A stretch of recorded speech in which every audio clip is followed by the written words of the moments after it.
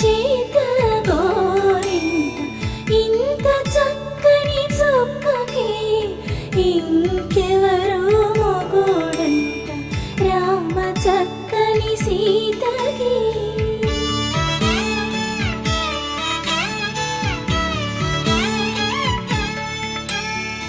ఉడత వీపున